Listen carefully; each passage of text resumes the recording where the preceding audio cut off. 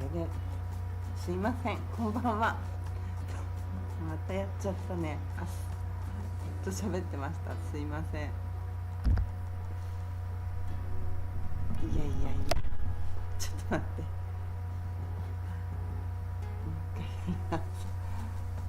もう一回やり直さないとダメですね。すいません。ナバルさん、こんばんは。いつもありがとうございます。またね、マイク入ってなかった。もう絶対入れたって思ってるのにまた入ってないっていうのがちょっとね、おかしなことなんですけど、すいません。今日も暑いですよ。相変わらず暑いです。雨も全然降らないし、なんかね、新聞では雨が降るよっていうようなこと、天候が悪くなりますみたいなこと言ってましたけど、全く悪くなる気配はないです。ピーカン状態、全然雨の字もないから、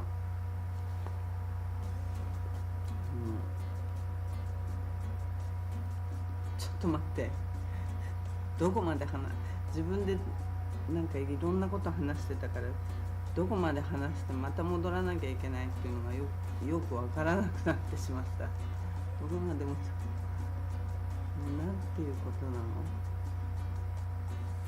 今日はね、絶対マイクを押したはずなんですよ。本当に昨日もね、そういう状態にあったんですけど、絶対押したんだけどな。なんでこういう状態になるのかな。本当にすいません。タカさん、こんばんはです。いつもありがとうございます。またね、マイクの押し忘れをしたみたいで、入ってますよね、今ね。入ってるよね。おかしいな。さっき押して赤くなっちゃったから、もう一回押して普通の色になったのを確認してから喋り始めたんですけど、またダメみたいでしたね。おかしいな。なんでこういう風になるのかがちょっと分かんないです。なんかね、私大変なものを見つけちゃったって感じなんですけど、まあそれ後でお話ししますけどね。なんかすごいものを見つけちゃったなっていう、ちょっとみんなどう思うって感じのことをお話ししたいと思ってます。最近は政府の、相変わらず政府は景気は回復しつつあるって言ってますけど、今日もフラフラって行ってきたんですけど、ちょっとお知り合いと会う状態でガラパン出てったんですけど、全くレストランにちょっと入ったんですけど、そこも私たちだけ、あとはもう全然人が見当たらなくて、大丈夫、本当に大丈夫だと思うこれっていう状態でしたね。いや、私も心配っていうか、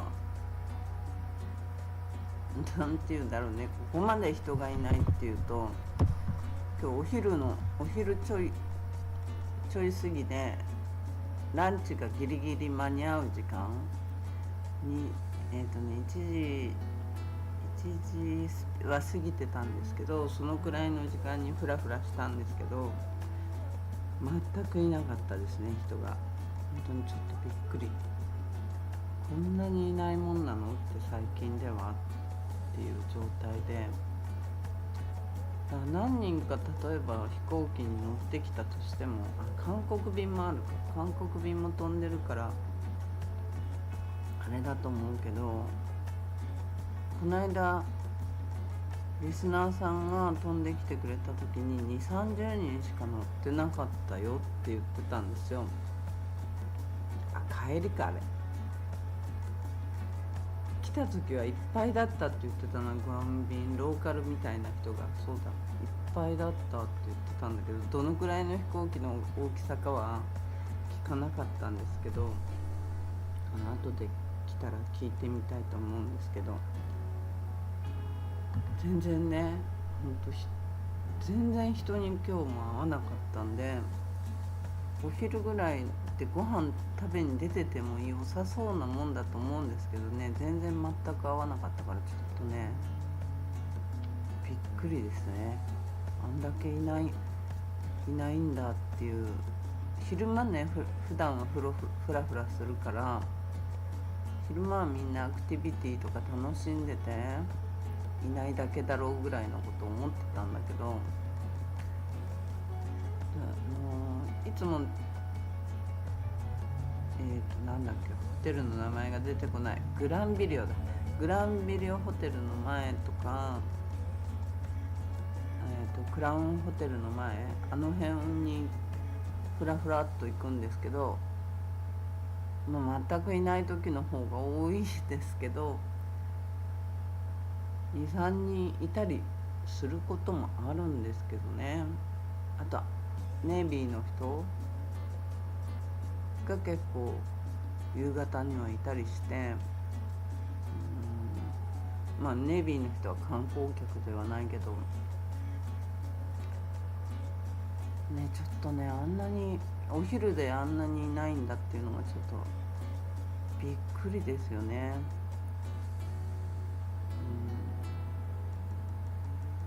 今のサイパンを本当もどんなあれなのかね、外からサイパンのことを見ると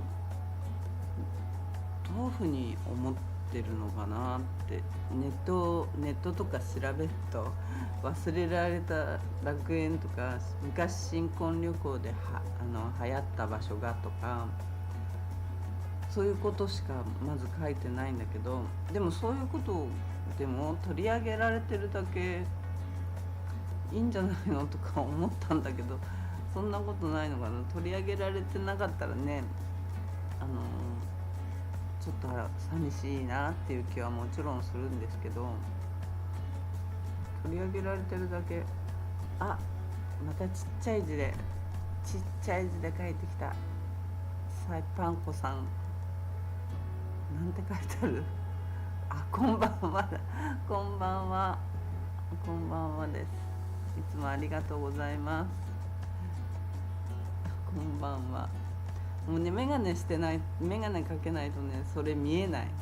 そのちっちゃい字見えないんですよ。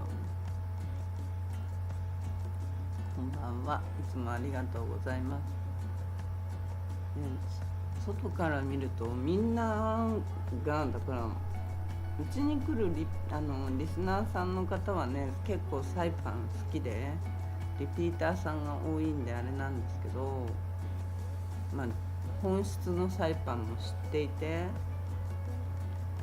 本当のサイパンも知っていて、それでも納得してて来てくれてるっていう感じなんで、もうそれはね、ありがたい方たちで、それなりにね、サイパン来た時ももちろん気をつけてはいるんだろうと思うけど、でもな、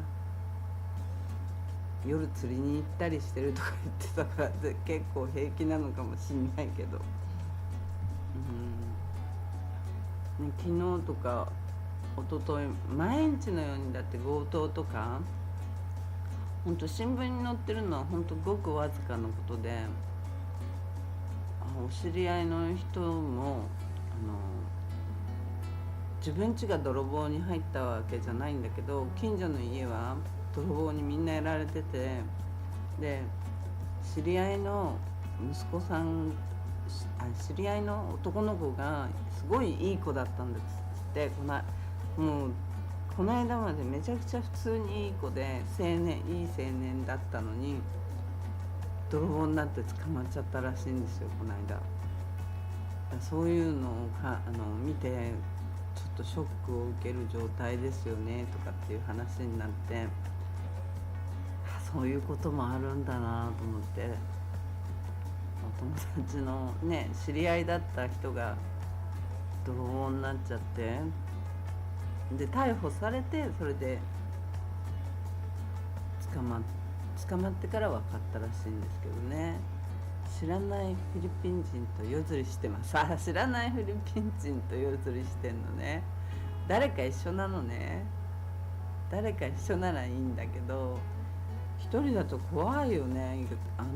あんなところ、昼間はすごい綺麗な場所だけど、昼間はめちゃくちゃ綺麗な場所で気持ちもいいけど、夜真っ暗でしょ。あそこ何にもないもん、街灯が。あの防波堤、防波堤じゃないの、マリーナっていうの、あそこなんて言うんだろうね。あの辺は何にもないから、ちょっとと思うんだけどね。でね、もう衰退してて、壊れた施設はねあちらこちらにあるけど、それはもうどうにもならないからね、政府の。そこで会ったそこで会った知らない人、そこで会った知らない人じゃ泥棒かもしんないじゃん。そこで会った知らない人なの。名前も知らない、顔も暗くて見えない。そんな状態で一緒に釣りしちゃダメですよ。危ないじゃない。何もされないでよかったけどね。何も持ってないと思われたんだろうね。この人何も持ってない、釣り道具以外って思われたんだと思うんだけど、いやそれはちょっと危険じゃないですか。ちょっと危険だと思うよ。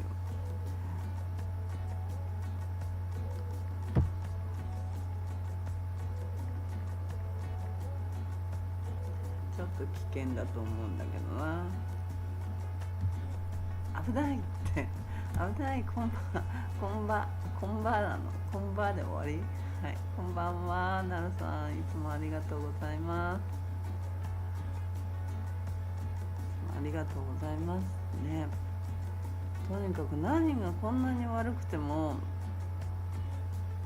地元の人たちはね声上げないからね。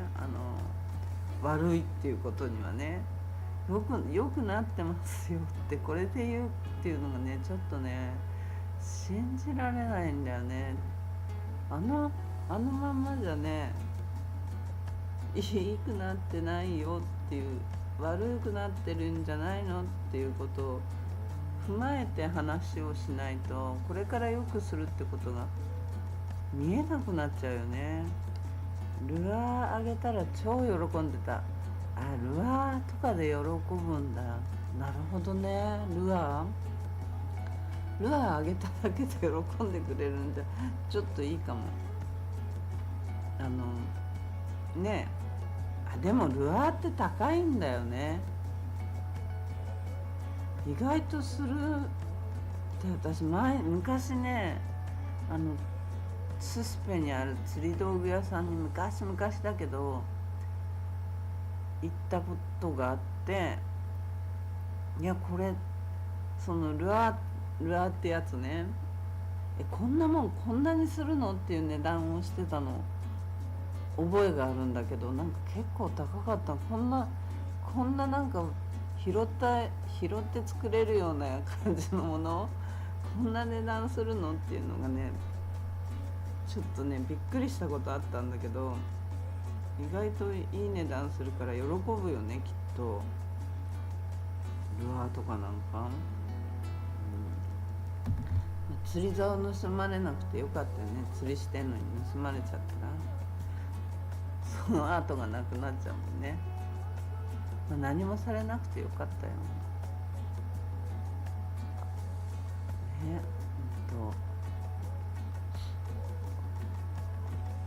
なんかそれとね、あと本当に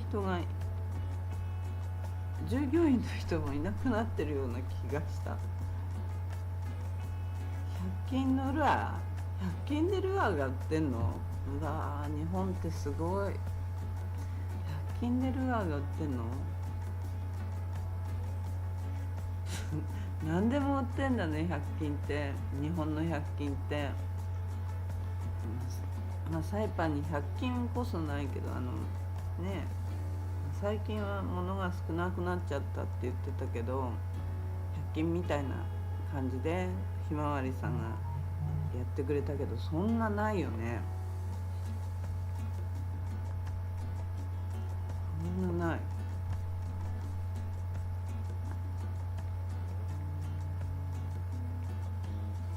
100均あると便利だよね。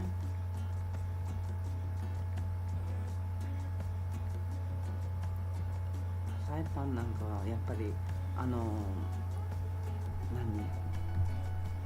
マーケティングがないから100均の大手は来ないけどね。なるさん、本土にはありました？あったんだ。あっ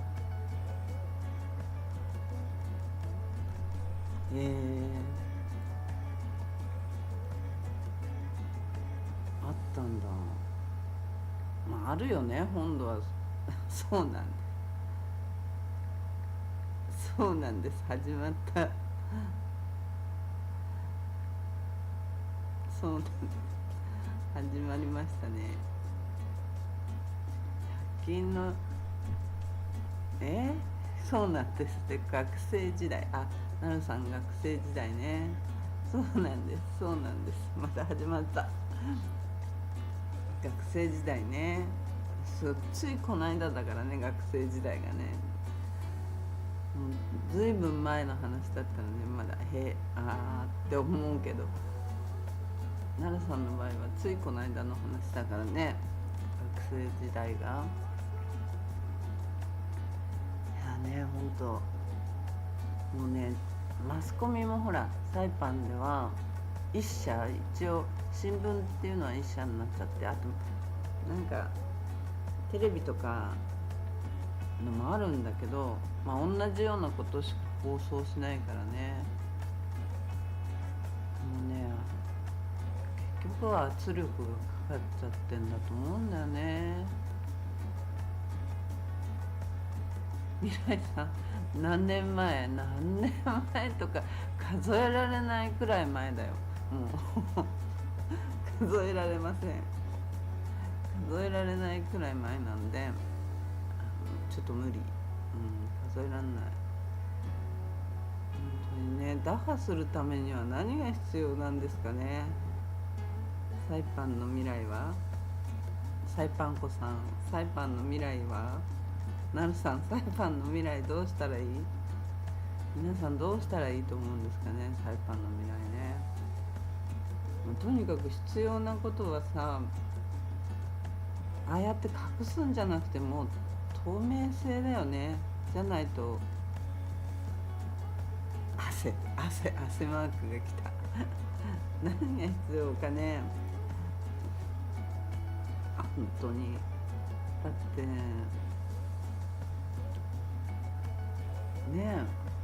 もう透明性ないと大手入ってこないでしょ。だから昨日も深夜さんが言ってたように、マーケティング来た人がよしここでやろうって言って決めたら、なんか大バカだとか深夜さんが言ってたでしょ、昨日。なんかね、そういう状態に陥るのが今のサイパンだと思うから、だからローカルね、メディアが本当に機能していないからこそさ、本当だったらね、だからもっと来てほしいから、こうちゃんとしたことをちゃんとしたように治ってほしい。サイパンの未来ねって。そうだよ、サイパンの未来治ってほしいがために、正常化してが欲しいためにね、だってスピークアップとかいう Facebook のページがあるの。なんか文句を言うページみたいな感じになってるけど、ちょっと見たらいろいろね今日初めてそんなページを知ったんだけど、いろいろ書いてあったけど、グアムのチャモロは誇りを持ってるけど、サイパンのチャモロに誇りはあるのかとかいうクエスチョンがあったり、それサイパンの人が書いてるんだよ。でまあいろんなことを本当ねちょこちょこ文句を言ってるページなんだけど、こういう声あるんだなと思って、ちゃんと公開ページになってたから、私は全然知らなかっただけなんだけど、そうやって言ってる人たちはいるんだなっていうのが今日初めて知った。でもなんだっけ、自分の名前を伏せて、なんていうの、匿名希望って書いてあった。匿名希望とかなんとかっていう名前になってたから、みんな匿名で言ってんのかな。公開ページなんだけど匿名で話ができるっていう感じなのかな、多分。自分がそこに入っていったことはないんでちょっと分かんないんだけど、初めて気づいた。そうやって声を上げてる人たちもいるんだなって。あとくだらないこととかいっぱい書いてあったけどね、あの店の従業員の態度が悪いとかそういうことが書いてあるんだけど、そんなくだらないことで悩んでんだって感じだったよね。従業員の態度どころの話じゃないよ今って感じだったんだけど、私は読んでて、だからローカル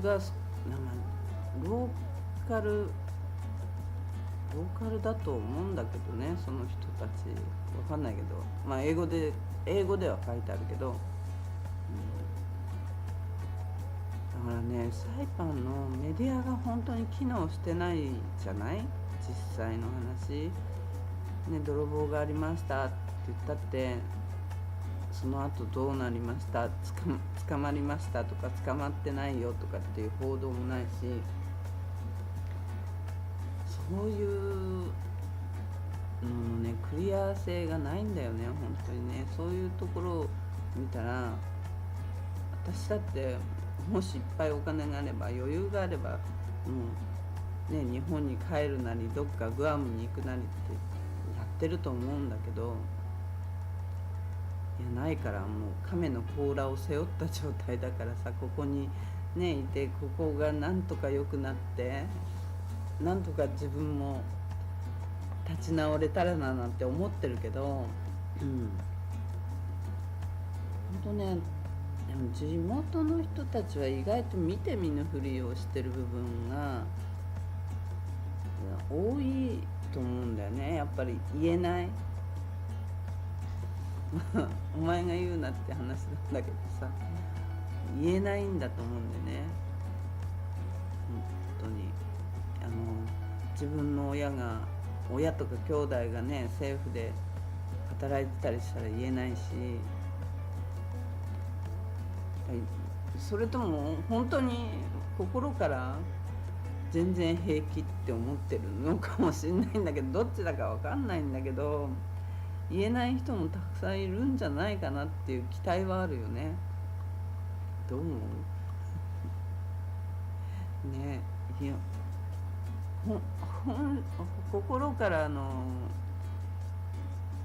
全然問題ないこの島はって思ってるのかなって錯覚しちゃうよね、最近では。なんかでもインタビューをするとやっぱ顔出しもダメだし、声も変えなきゃダメとかって言われちゃうから、これは無理だと思うんだけど、でも話は教えてくれるのを YouTube で声も出しちゃダメって顔も出しちゃダメって言うから、やっぱりね、言いたくても言えない人も結構いるのは事実なんだよね、本当に。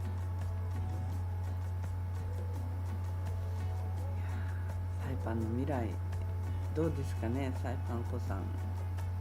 なるさんね、みんなどうですかね。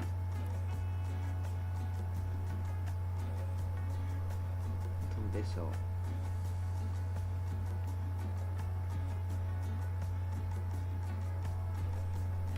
だけど何年か経つと必ずって言っていいほど、必ず、今まではね、過去には必ずって言っていいほど日本人が来てていなくなっても韓国人が来始めて、韓国人でバーッと盛り上がって、で韓国人のお店がダーッと出来上がって、で韓国人がちょっと引き始めたなと思うと、今度中国人がバーッと来て、中国人が今度バーッと投資するっていう感じが、今までの過去にはそういう、なんかどのくらいのスパンかな、7、8年ぐらいのスパンで結構そういうのがある感じ。もっと短いか4年ぐらいのスパンでそういう感じがあったんだよね。だから政府の人たちも、これで今もコロナも落ち着いたし、コロナが終わったし、さてこれからでしょうっていう状態で、結構ね、ここにはみんな投資するんだよぐらいの気持ちでいるんだと思うんだよね。だからあんまり真剣味がないっていうの。政府の人たちはそりゃさ、毎月何千ドルっていうお金がさ、黙ってても入ってくるわけだからさ、ね、公務員の人たちは本当にこのままでいいと思ってるのかもしれないよね。普通にそう思っちゃってるのかもしれないし、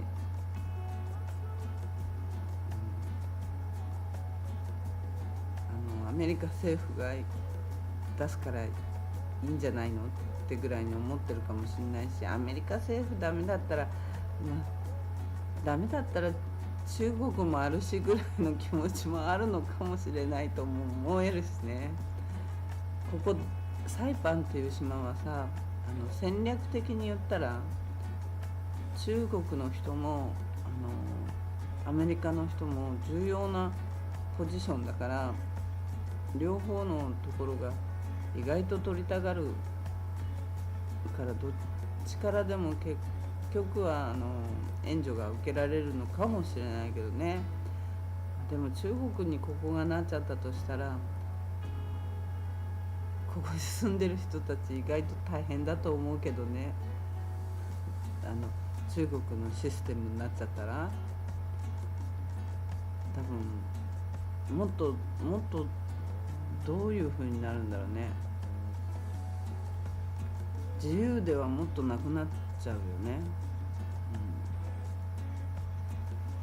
とにかくローカルの人っていうのは声を上げることが怖いのか、それとも面倒くさいだけなのか。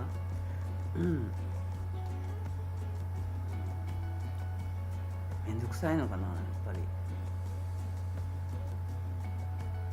昔はね、とにかくすごかったでしょ、日本人観光客で。やっぱね、韓国人の時よりも中国人の時よりも、やっぱ日本人観光客の時の方がサイパンって潤ってたんじゃないかなって思うの。日本人のがどこ行ってもお金出すからって言われそうな感じなんだけど、日本人が多かった時の方がやっぱね、ローカルの人なんかにもやっぱりちょっと聞くと、日本人の方が良かったっていうその意味は分かんないよ、その深い意味はね。日本人が来てくれた方が良かったって、お金使ってくれるっていう人がいっぱいいたけどね。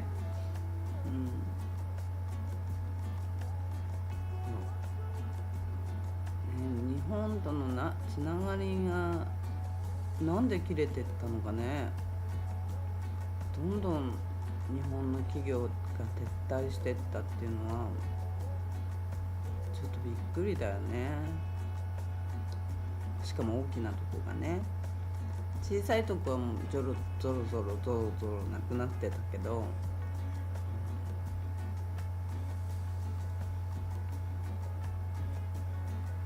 何が本当ダメなのかなって考えると、やっぱりローカルの人が悪いことを気づいてないのか気づいてないっていうわけじゃないと思うんだけど、言えないんだよね、きっとね。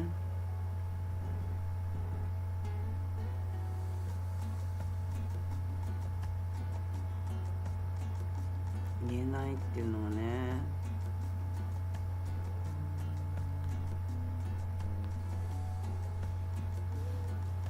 ちょっとね喉がもうやられてる。なんで私言えないの、言えないな、言えないな、なんでってなるさん、言えないな、なんでってね。本当に観光局とかはいいですよだけを言ってていいのかなって思うんだよね。特にガバメントは特にね、こういうとこが今危ないんで、こういうとこはこういうふうに改善していこうと思っていますっていうことがすごい必要なんじゃないかなって思うんだけどね。あれ、サイパンの未来を考えてくれませんね。サイパン子さん、なるさん、小さなビジネスを今ねいっぱいあるところを本当に大切に生き延びる手段を政府は考えなきゃいけないはずなんだけど、どうやらちょっと方向性も違うみたいだし、これね、なんでこんなことを思っちゃったかっていうと、この間のちょっとコメントが結構来てて、ちょっとそのコメント読んでなんかね、こうそのコメントに私が考えすぎなのかもしれないけど、まあちょっと考えちゃった。返信するのになんか自分で一歩引いちゃった自分がいて、と思ったんだよね。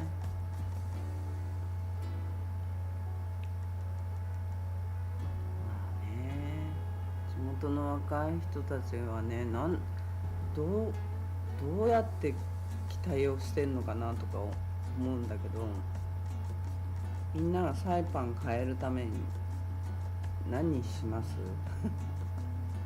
まあ変わんなくてもいいと思ってるかもしれないしね。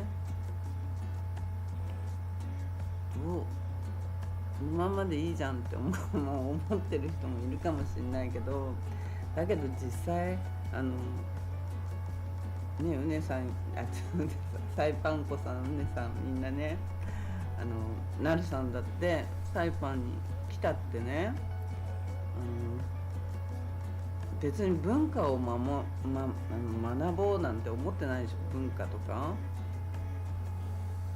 2泊3日とかで文化を触れようとか、そういう人は少人数だと思うんだよね。本当それこそお買い物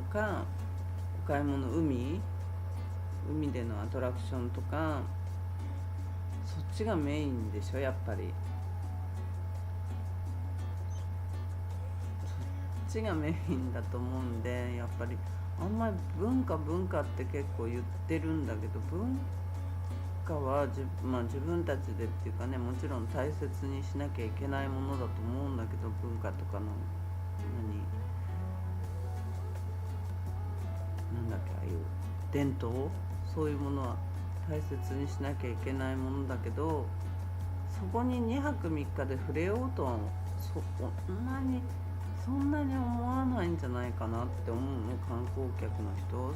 ましてやさ、新婚旅行とかで来たりなるさん、サイパンに住んでしまえ。なるさん、そうなんです。そうなんです。なるさん、サイパンに住んでしまえって言ってるよ。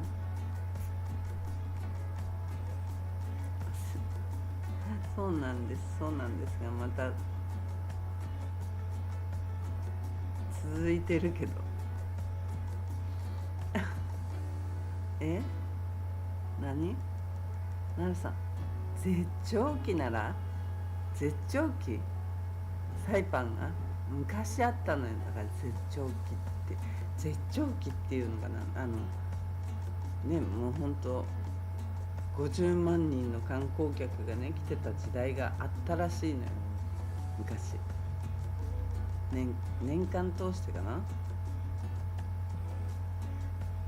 ね、今本当に数えられるぐらいだと思うけど、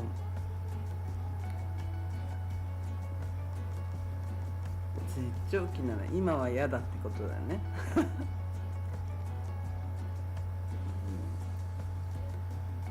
もうさ、現地の人がなんかまずね、笑顔の裏にある無関心、あれが一番怖いんだよね。とにかく今はとにかく観光じゃ食べれないでしょ。観光だけに頼ってちゃ無理だから、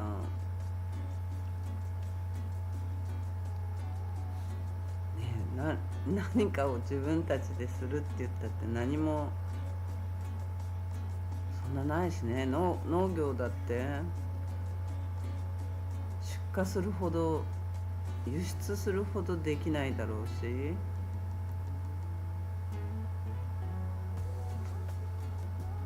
誰がちゃんと見てんだろうって感じ。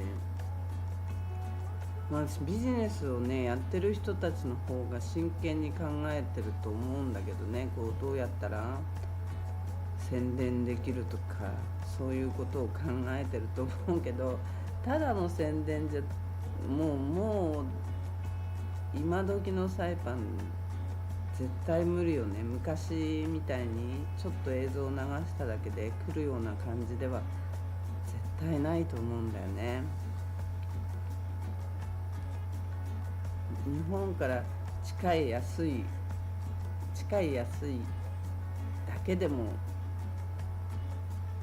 近い安いだ、まあそれさえも今ないから、近い安いだけでもいいんだけど、でも何もないじゃダメか。何にもないじゃダメでしょ。デューティーフリーもないじゃ。デューティーフリーがないのはちょっと若者を呼べないよね。若者を呼べないと、若者を呼ぶにはやっぱデューティーフリーが必要でしょう。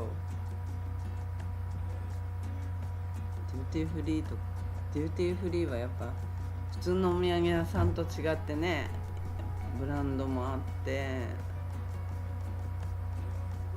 人がいないっていうのは今一番利点だと思うんだけど、プライベートビーチプライベートビーチをご利用できますよっていうのはすごいいいことだと思うんだけど、だ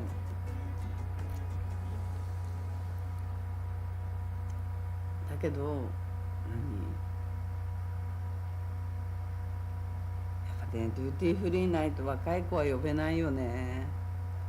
だから逆に韓国の化粧品とか、ダメか、韓国の化粧品とかあったらいいんじゃないのって今言おうとしたけど、韓国に静岡とか日本からだとね、韓国片道1000円って書いてあった。1000円で行けちゃうんだって。福岡からとかも1000円って書いてあった。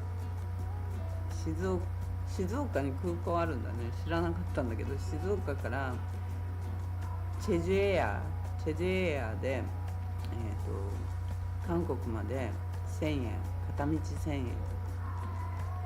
どんなんだよね。東京東京でちょっと電車乗ったら1000円ぐらいいかないのかな。いくらなんだか電車の料金も分かんないんだけど、めちゃくちゃ安い韓国に行くのって、ね、化粧品とか買いたかったらすぐ飛んでいけるもんね、日本の人はね。ちょっと違いすぎるよね。だからサイパンに韓国化粧品があっても無理か。やっぱまずドル高っていうのがなんかドル高っていうのがちょっとやっぱり一番の問題でもあるんだと思うんだけど、ね、今日あたり142円入ったりしてたから、なんかこのままちょっと137円ぐらいは目指すんじゃないのと思うんだけど、1回だから7月ぐらいどのぐらいまで円高がその辺でもじもじするんじゃないかななんて思うんだけど、甘いかな。甘いか。9月にアメリカも利下げ織り込みが入ってるみたいだから、その辺までは安く海外旅行がちょっとできるんじゃないかななんて。海外旅行というか海外でお金を使うのに円がちょっと良くなるんじゃないかななんて思ったりもしないでもないんだけど、まあ賭けになっちゃうからね、こんなのね。空き巣や強盗そういう事件が増えててね、どうにもなんないよねこれね、本当に。夜にほら男の人はいいけど女の人がやっぱ一人で歩けない。まあ男の人も危ないかな。男の子でも危ないよね。なんか持ってたらあの人たちからするとそれがお金に変わるものなら何でもいいわけだからさ、質屋とかに持ってってお金になったり、どっか売りに行ってお金になったり、お店やってるとね、金のネックレスとか売りに来たりしてたもん。これ買わないとか言って、買わないよって言ってたけど、そういう時に買った人に罰があるっていうのがないんだよね。あるんだろうけど、法律ではあるんだろうけど、そういうことが施行されてないんだよね、ちゃんと。だから買った人に罪がありますよっていうことをやられてないから、それがねやっぱねよくないんだよ。ずっとこう何のいたちごっこっていうんだっけ、こういうの。そういたちごっこ全然だから、そういうのを取り締まりが強化されてないから無法地帯なんだよね結局ね。バッグ盗めばそのバッグがお金になるじゃん。それでいいことになっちゃうわけだから、あの人たちからしたらゼロのものが5ドルにでも10ドルにでもなればラッキーなわけだから、そうやって知り合いの人が泥棒になったりしてるっていう時代だから余計にね、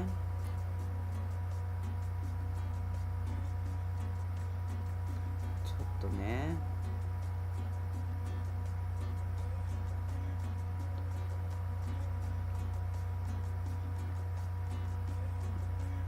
見えない危機感がねあって、日本人円高じゃない、円安そうだよね、円安コロナって続いちゃってるから、やっぱり日本人の人たちは本当だったらどっか行きたいけど行くところがみんなやっぱ安い台湾とか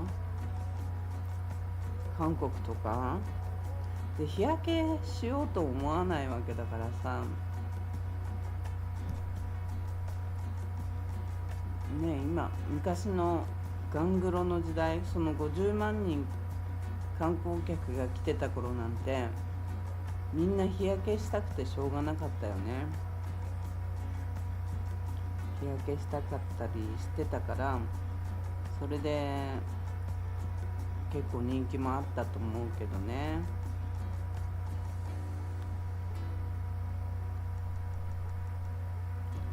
今はねちょっとそういうんでもない時代が、そうなんですよね、結婚式だなって。そう、結婚式もありましたよね、昔はね。昔はあった。で中国の人も韓国の人も日焼けとかめちゃくちゃ気使ってるから聞かないもんね、なんか日焼けして真っ黒になってる人とかほぼほぼいない。なんか黒くなりたくているとかっていう人ほぼほぼ聞かないし、女性なんか特にね、もうこの間の日本人の方もそうだったけど、もう日に当たるところが出てないぐらい隠してたし、どこも当たんないねそれならっていう状態だったから、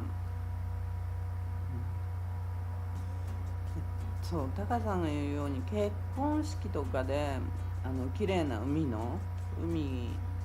をバックにとかそういうのは、撮りたくなる一つではあると思うけどね。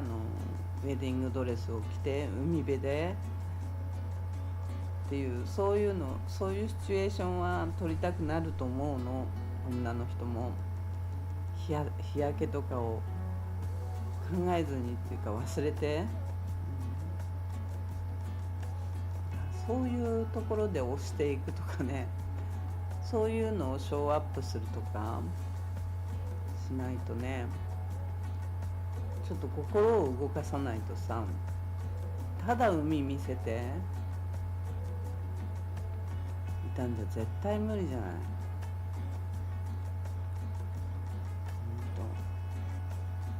もうね、日本の人も韓国の人ももう結構やばいなとかそういうことを考えたりするでしょ。投資するのにある程度の人はみんなサイパンとか、ね、治安悪いっていうのも SNS でも言われたりしてるし、YouTube でもねボロクソ書いてる人もいるからね。観光客の人で売られてない店が売りに出てるとか書かれてたりしてるから、おおっと思ったけど、これありなのって思ったけどね。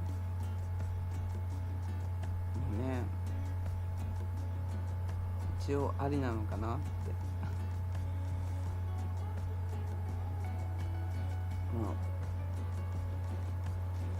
売られてないのに売ってるっていうお店になってたりね、ほんとね、そういうことがいろいろ書かれてたところもありましたね、 YouTube で。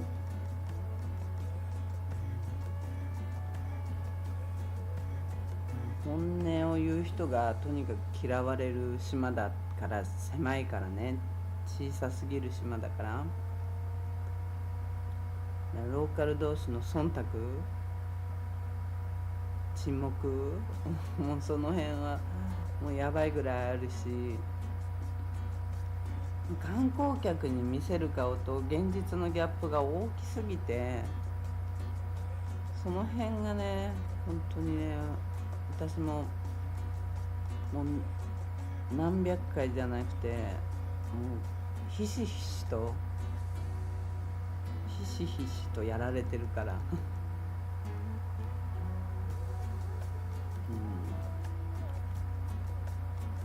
メディアがな、とにかく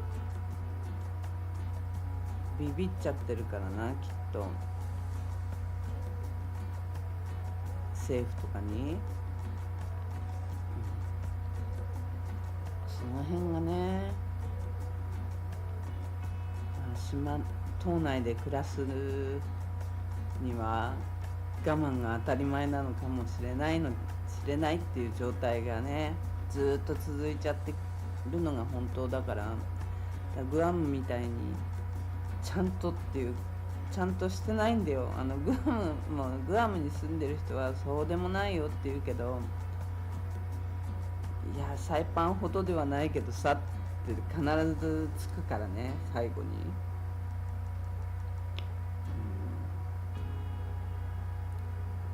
ちょっと喉乾きました。ちょっとお待ちください。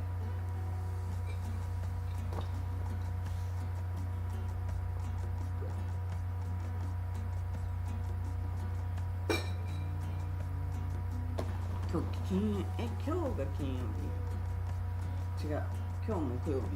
曜日の感覚が分かんなくなってくるね。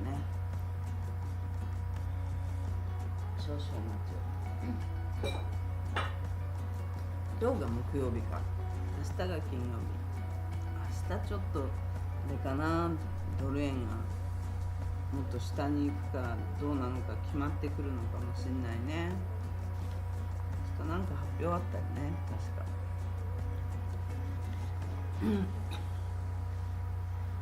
まあとにかくね、政治に興味がないのか、みんな若い世代は将来どうするんだろうこのまんまじゃって思うんだけどね。私が言うのもなんだけどさ、沈む船から誰も逃げないのはやっぱ沈んでることを見えないふりしてるんだとは思うんだけどさね。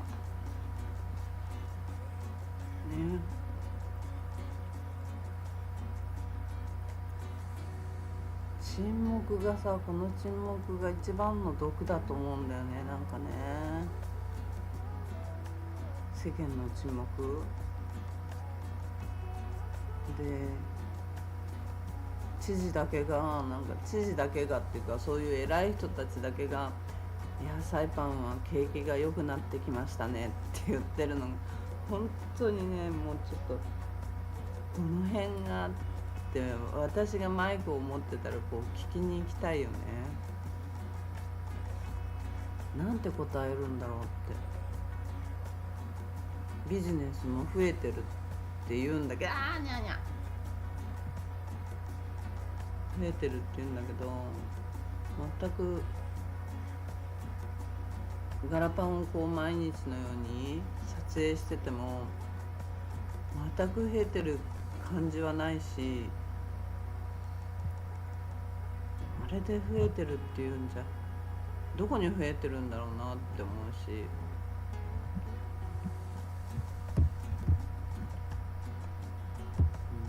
ちょっとね、地元の中だけで完結 しようとしてるからああいう状態になるのかなって思うしさ、なんだかよくわかんないよね、本当に。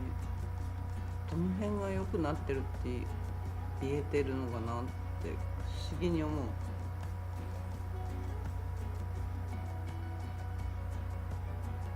ちょっとなんで誰も答えてくれないんですか？よかったらコメントしてくださいね。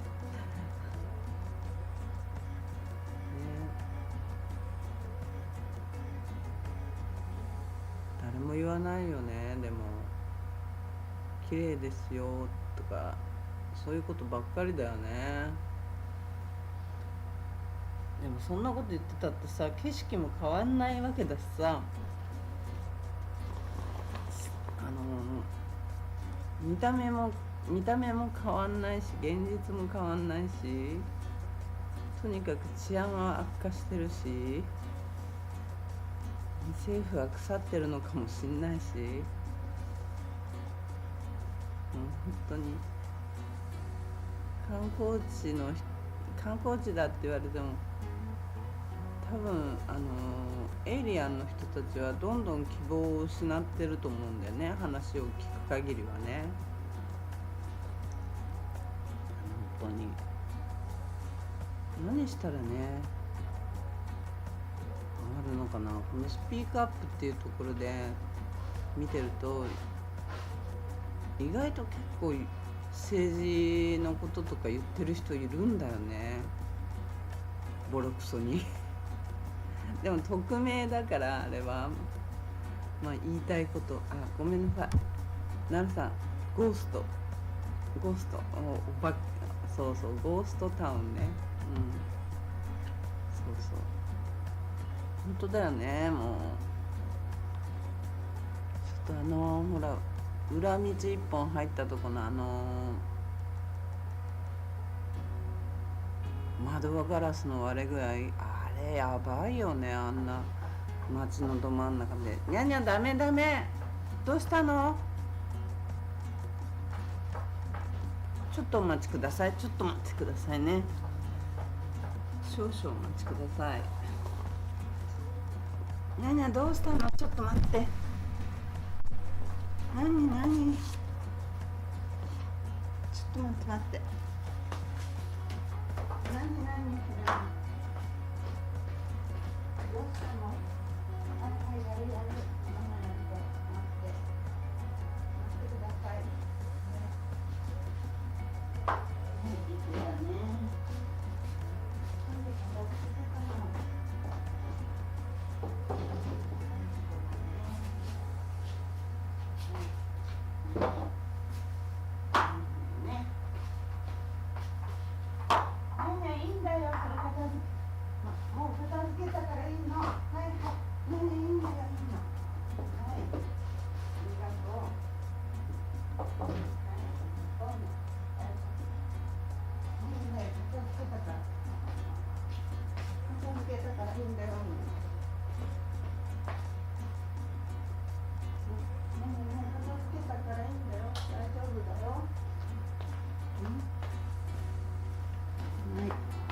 ありがとう。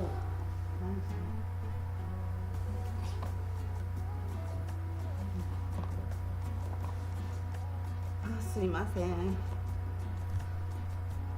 申し訳ないです。まあ、ちょっとニャニがちょ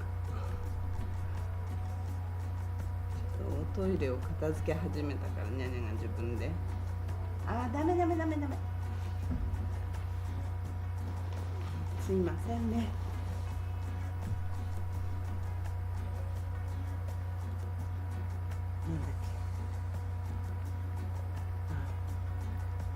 なんだったっけ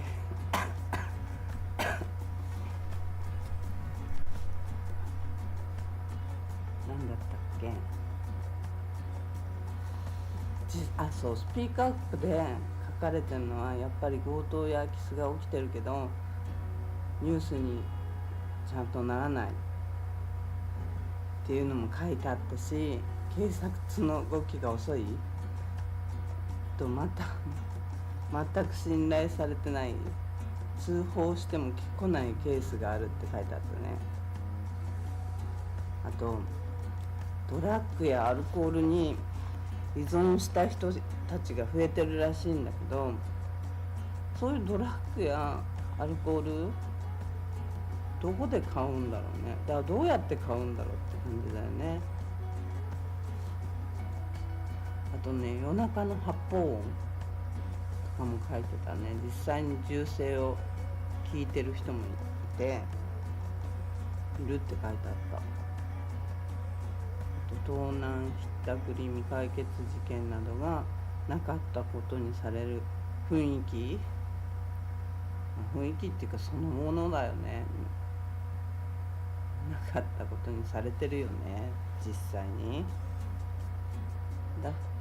それと文句を言うとあいつ面倒なやつ扱いされるっていうこと。ローカル社会が狭くて顔を知られてるから黙るしかないとか、意味わかるよね、めちゃくちゃねわかるけど、これってグアムでも乗り越えてきた問題じゃないのかなと思うんだけどね。政治やね治安の問題に言及すると問題児扱いされるんだって。でサイパンは平和ですっていう幻想を壊したくない人たちの圧力がすごいらしい。圧が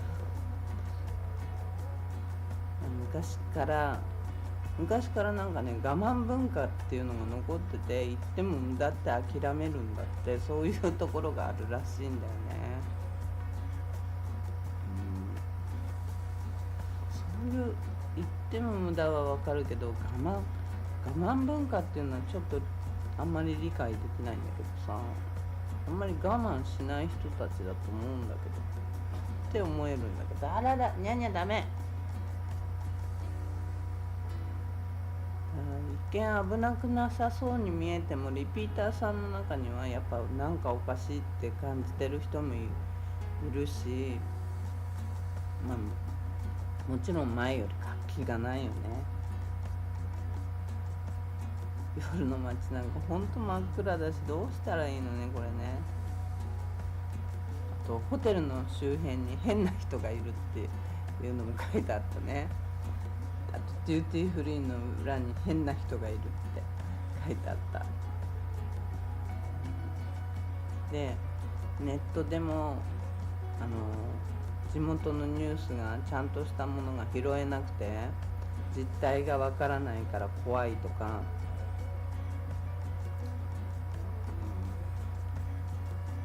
いざという時の不安って言って書いてあったね。だって実際に前だけど、もうずいぶん前だけど、日本人の女の子が交通事故に遭っちゃったので、交通事故に遭ってもう怪我してるね。顔から血が出てて、で救急車を呼ばれて、救急車に乗りますか、乗りますか乗りませんかは誰にでも聞くんだけど、で乗って病院に行った時に、治療する時にカードがないと治療できないって言われたそうで、クレジットカードね、クレジットカードがないと治療できませんって言われて、で誰かが助けてくれたらしいんだけど、その時は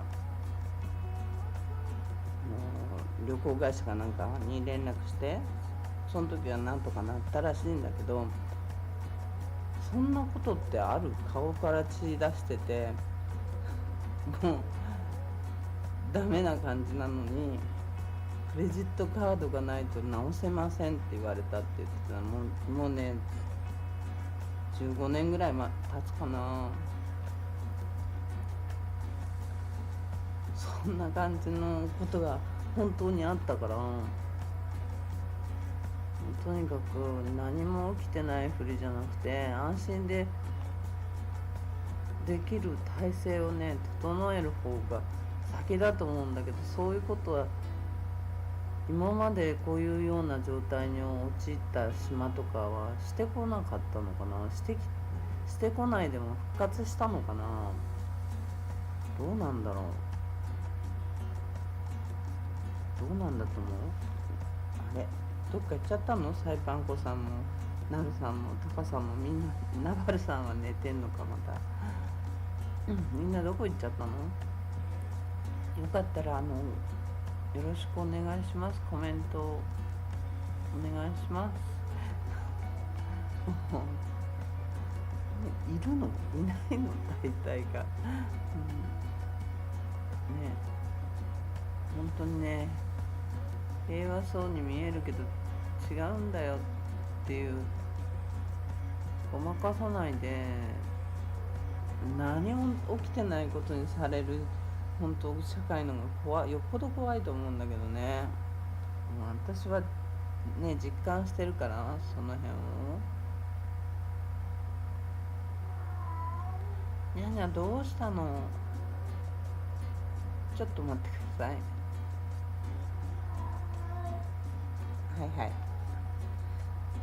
あ、いるよって、サイパンコさんいるよって、ありがとうございます。いるんだね。いてくれてるのね。どうしたらいいんでしょうね。こういうの認めないでも復活したっていうところってあるのかな。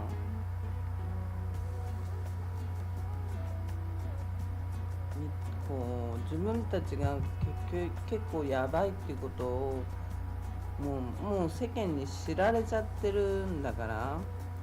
今回のスティーブルコインだってそうですよ。あれもう世界にサイパンやばいんだぜっていうようなことを言っちゃってるようなもんでしょ。自分たちで決めちゃってっていう、ああいうことが結局は信用を損ねてるんじゃないかなって。もっとねちゃんと許可を取ってやるならやるでやってればよかったかもしんないけど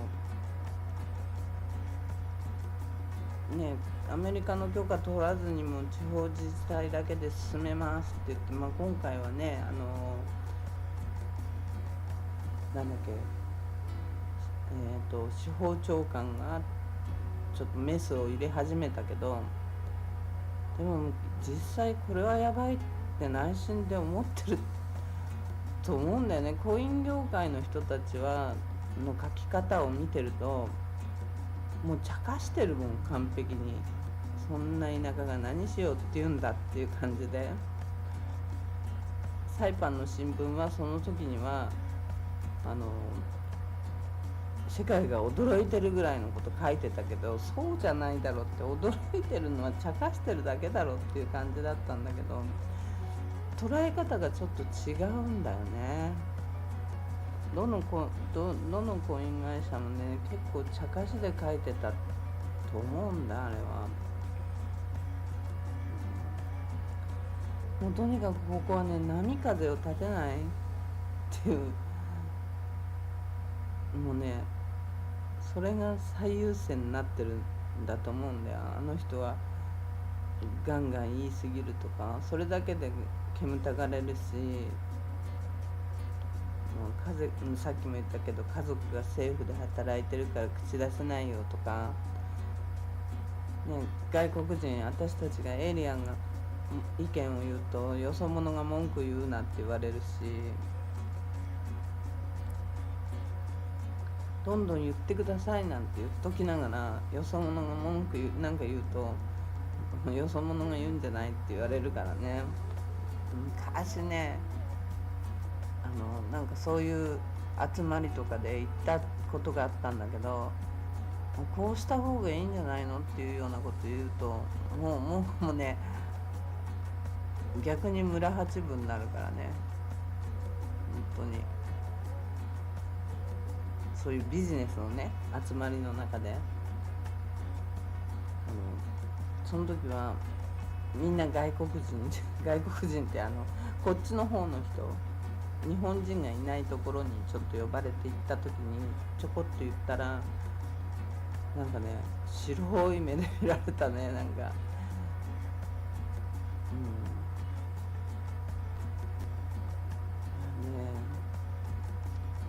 悪い意味でみんなが知り合いで、悪い意味なんだよね本当。みんなが知り合い社会、誰かを批判すると、誰かを批判っていうかそれを批判するとなんかそれが回って結局私のところに帰ってきたり、なんかほら復讐じゃないけどね、それが悪いことを言ってるわけじゃないんだけど、なんかね逆にいじめられたりする社会なんだよねここはね。で1対1なら結構話がみんなできる人たちなのよ。だけど向こうが集団になってしまうともう終わりだよね。集団っていうか 2,3 人になってしまうともうダメこっちの話が通らなくなる、普通のことが。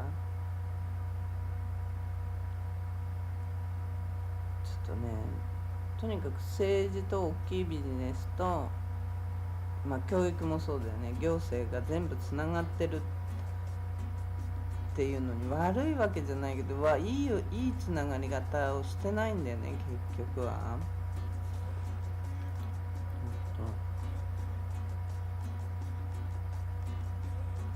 アメリカのお金にもちろん依存してるのは悪いことじゃないんだけどアメリカなんだから、で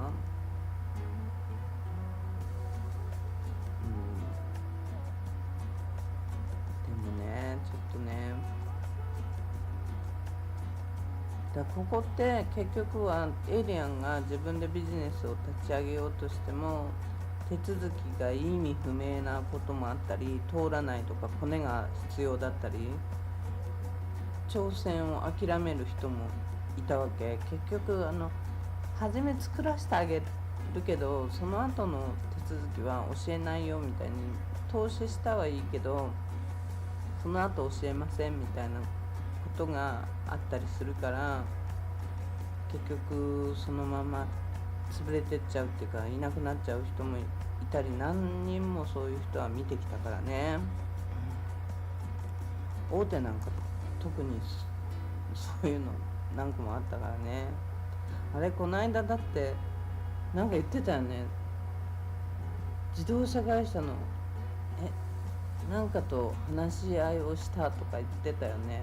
工場をサイパンに作るとかで、いすゞじゃなくてどこだって言ったっけな、スバルじゃなくて、そういうトヨタ日産じゃなくてどっかそういうとこ、ダイハツじゃないな、なんかその辺のそういう大きいけどちょっと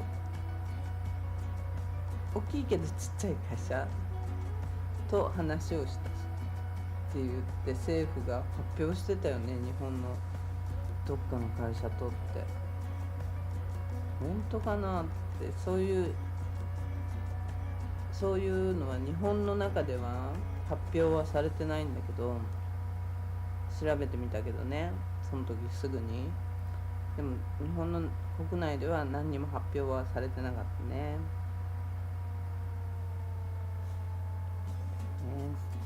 選挙になると急に盛り上がるけど当選した後とかは静かだからな、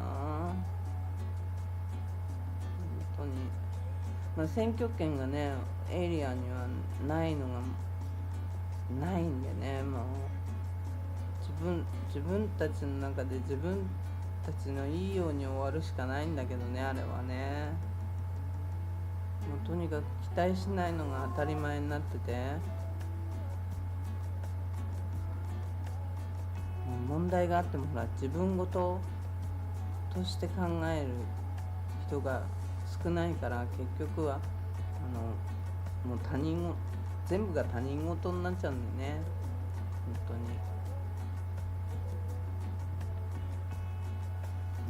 当に。私も同じだけど結局 SNS で愚痴って終わり、こういうね YouTube で愚痴って終わりになっちゃうから、もう何回も訴えには行ってるけどね、私の場合は自分のことで、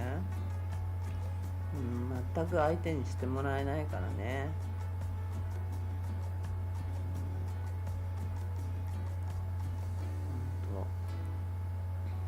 どういう本当ね、こういうことがねめちゃくちゃ本当にすっごい努力して、何回も警察署に行って、何回もガバナオフィスに行ったり、AG オフィス、今の司法長官、ね、昨日だか一昨日カジノじゃないや、ステーブルコインのことを訴えたっていう人、あそこにも行ったけど、その時はだから話は聞いてくれて、うわかわいそうだ、そんなの許せないとかって言ってくれるんだけど、その後音沙汰なくなるんだよね、大体がね、全く。でね、AG オフィスに行った時なんか写真撮らせろって言われて写真撮ったんだよね。なんか犯人のように撮られたよね結局。で何にもしてくれない、いまだにレターも出してるけど、ちゃんと公式で交渉人のスタンプもついて出してるけど、全くだよね、何の連絡もない。もう何年経つかな、何年経つか分かんないけど、全く相手にしてもらえないですね。そういう司法も警察も、この間もだから知事に私を訴えかけたけど、その後警察の人と会って話したんだけど、それ以降連絡するからねって言っても全く2人の警察署長とお話ししたにもかかわらず連絡するからねって言って連絡全くないよね。ほんとどういうことになってんのかわかんない。でその後もほら変なことがあった時にメールしたりしたんだけど、テキストしたけど何の音沙汰もない、返信もなし。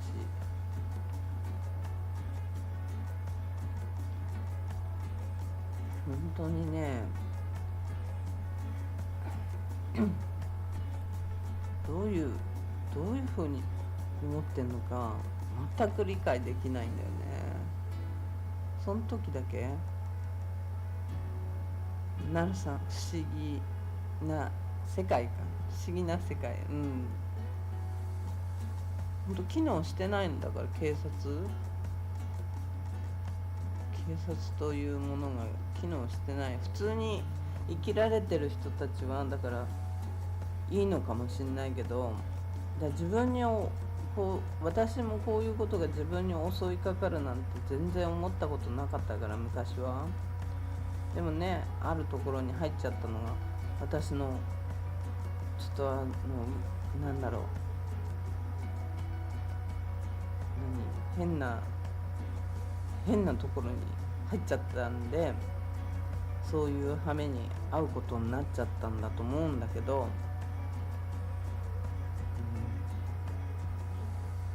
あれ今考えてみるとデューティーフリーの横の時からつながりがあんのか、これもしかしたら。今ふと思ったんだけど、あれ私前に入ってる場所があって、そこに入ってる時に、そこにビルを建てたい人とその場所の人と私は付き合いをしてて、そこかな。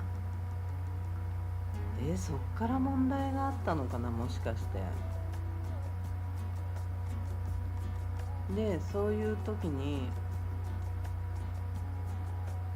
そういえばそうだよ、なんか言ってたもんなと。その人とは、これ分かりにくいよね。その人と仲いい人がうちによく来る人で、その人が言ってたよまたとか言ってたもんな、私のことを今ふと思ったけど、そこかな。そこから物語は始まってんのかもしれない。そしたら2001年ぐらいからもうテロって何年 ?2001 年だよね。911、あの辺の時からもしかしたら始まってんのかもしれない。そこの男と付き合ってて、その男と別れて、その場所をまだ借りた状態にしてて、んでそこから始まってんのかな。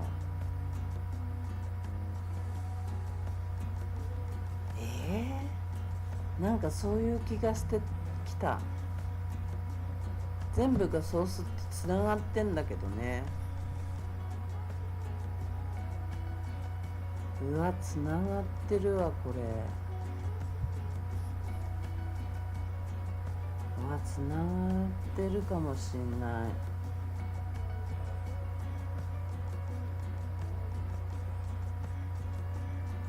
いや、そうかもしんない。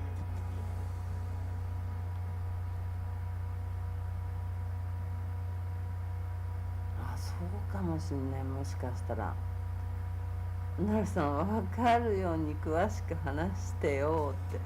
これね、名前をこう言ったりしないと通じないと思うんだよね。なんか全然分かんないと思うよ。説明が難しい。今すごい自分であそこからっていうところがね、今線がつながったところがあるのね。なるさん、イニシャルトーク、イニシャルトークならいいのか。ね、イニシャルトークね。そうね。A さん B さんで言えばいいのか。 A さん B さんで言えば全然問題ないので、自分がそう思うだけだもんね。明確ではないですっていう感じでね話せばいいのか。ちょっとね、それってそれかもしんない。でも本当にそこかもしれないっていうところを今発見しちゃった。なんかちょっとお待ちください。お茶飲みます。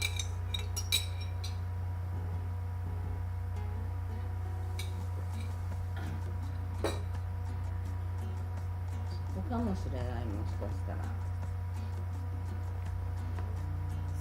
ていうのが今見えちゃった。見えるのが遅すぎるな。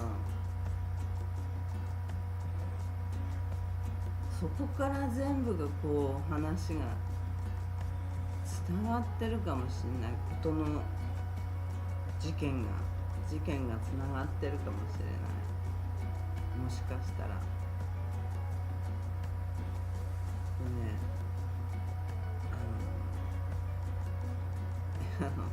全てをまとめて書かないと分かりにくいから、本当に今見えちゃった。私なんで今までそんなことを全然思わなかったことが今見えてしまいましたね。なんかそれがもしかしたら根本の原因だったかもしれない。こういうあそこのもともとのパセオ・デ・マリアナの強盗も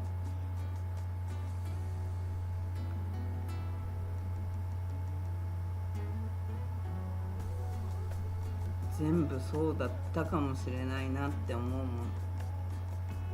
ものが出てきた。い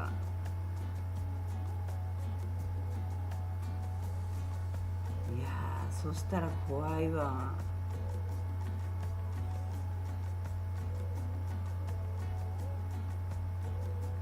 それだったら本当に怖いんだけど、もしかしたら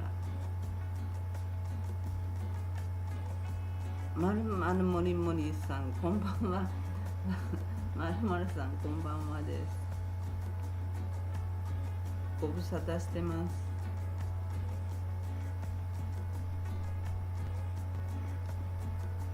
結構来なかったですよね。3、4日来てない感じですよね。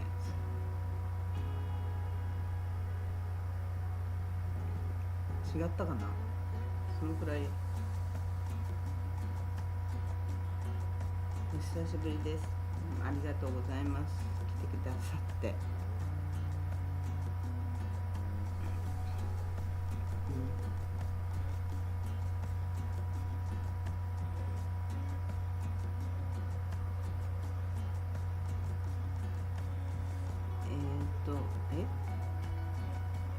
ご無沙汰かご無沙汰、いましたけどね、空いてくれたんですね。ありがとうございますさっきも、姉さんじゃないサイパンコさんもいるよって言ってくれたけど、なるさんもねいるよって言ってくれたけど、いるの本当に？寝てない？いるけど寝てるって感じ？もしかして睡眠チャンネルになっちゃった今日は。いつものことだろうと思うけど、い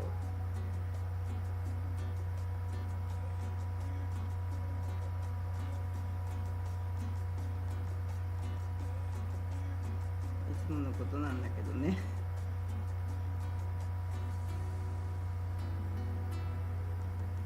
いるわよ寝てないいてくれてるのね。ありがとうございます。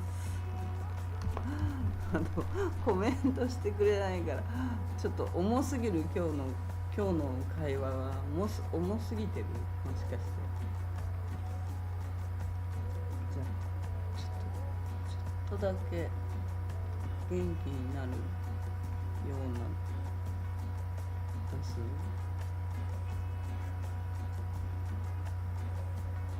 あれ違う、OBS こっちか。どこだっけ。あれどこ行っちゃったかな。ちょっと待ってね。どこ行っちゃったかな。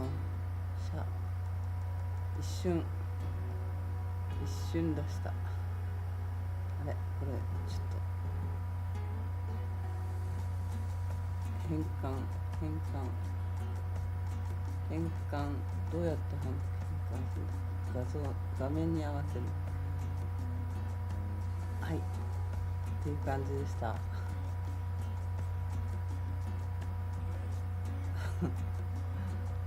元気になった？元気になんない？ダメ？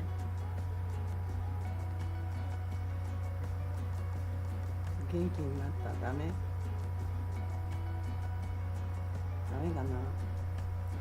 元気になんないかな。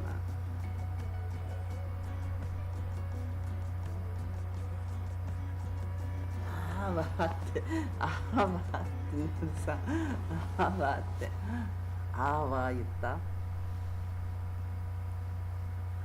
ちょっとだけね。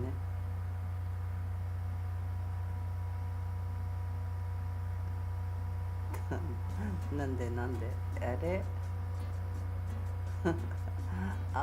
わあーわってね。ちょっとだけ元気になるようにね。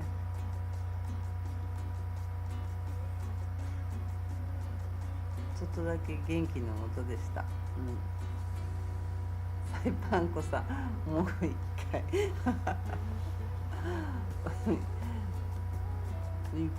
もうね一回これね大変なんですよ OBS。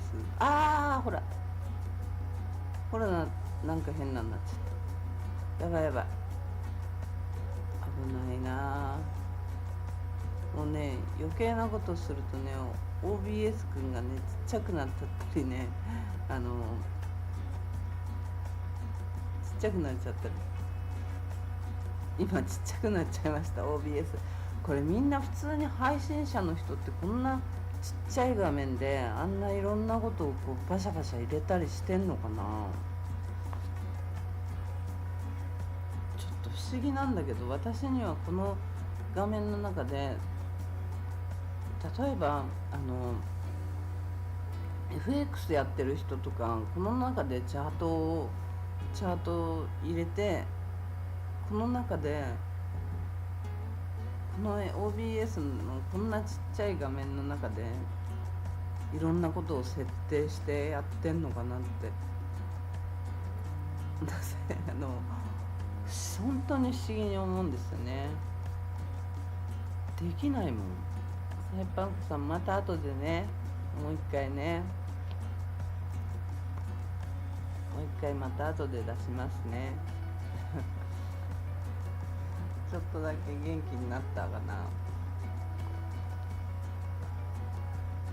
サイパンコさんじゃなくうねさんの好きなお尻がね、うねさん好きだよね。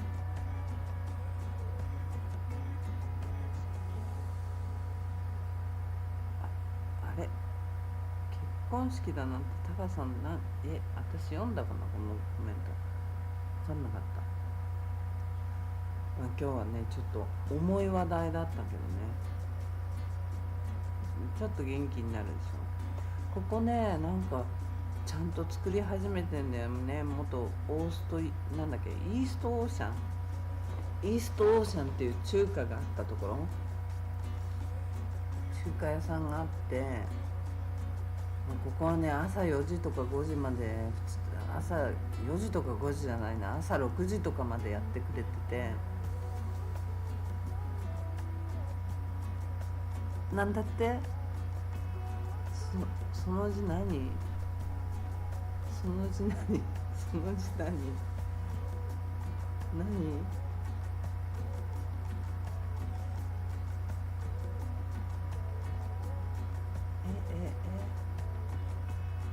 ちょっと待って待って、見えない。なんて字それ？なんて字？こういう感じで、こういう感じ。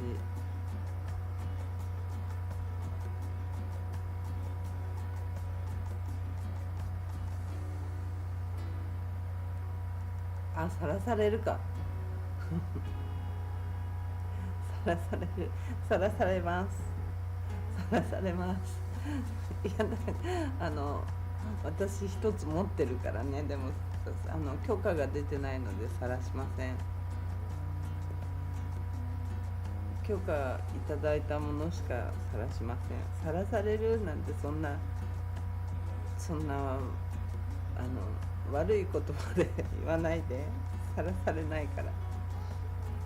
さらされるじゃなくて、宣伝してくれるとかにしてくれる？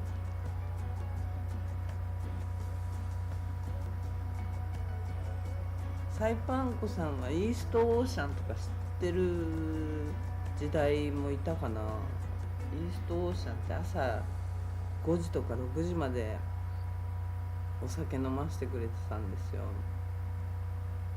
仕事終わった後っていう感じ。もうね、若い時はね、コーヒーカップとかでお酒飲んでたんですね。そういう、もう朝まで飲めるとこってない時代だったから、そういうようなね感じのところもあったんですよ、昔は。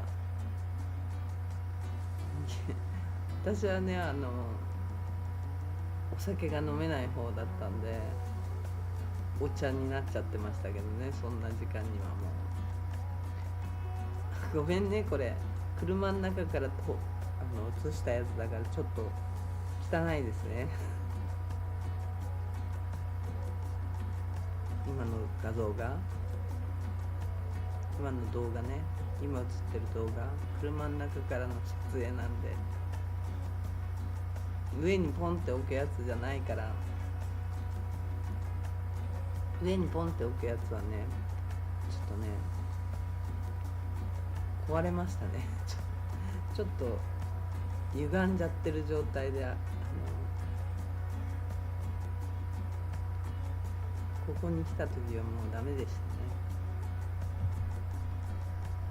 ね。さらされるなんて、そんなさらされるって言わないで。そんな言わないで。でもちょっと元気が出たでしょ。ちょっとだけ。ダメ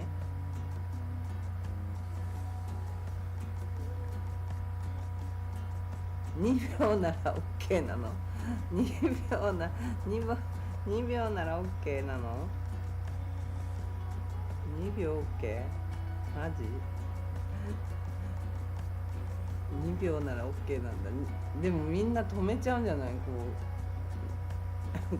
これ止めれるよ。だって止めれたらみんな何秒でも見れちゃう。スクショできない。戻ってまた後で見てくださいね。スクショ禁止。スクショ禁止。スクショできちゃうもんね。でもね、ダメだってスクショできるでしょ、後で後で見てくださいね。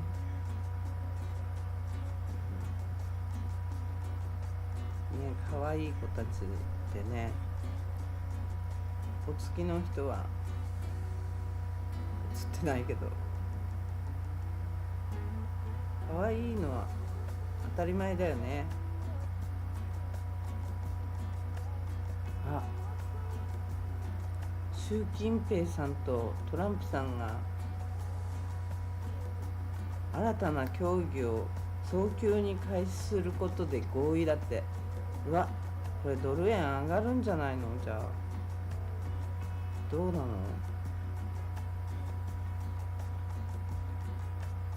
合意だって。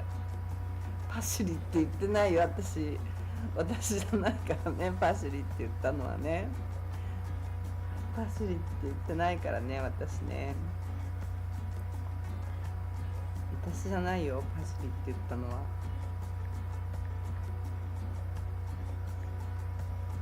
私じゃないからちゃんとそこは私じゃないです。お月の方、お月の方ですね、お月の方ね。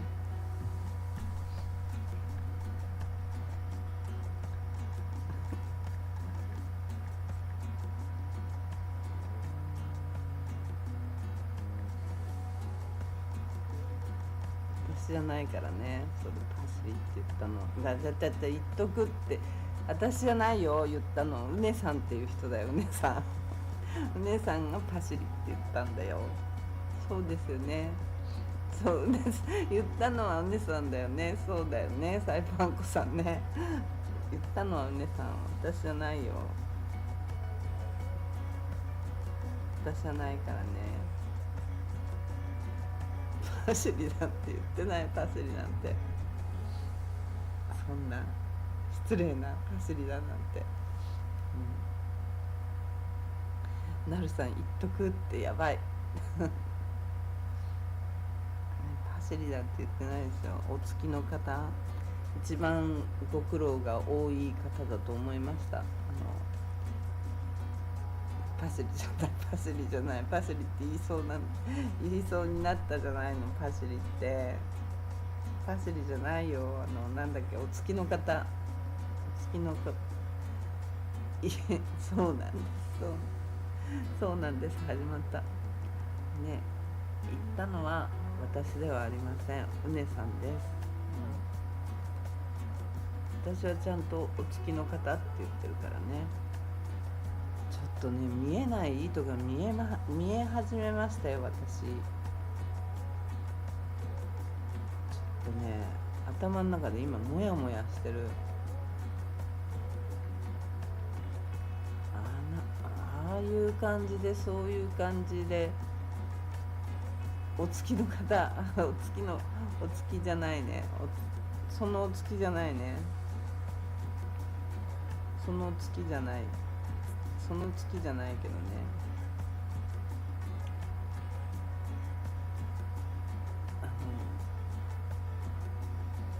赤い糸じゃないね、全然。黒い糸が見え始めましたね。黒い糸、どす黒い糸がね、私の中に見え始めました。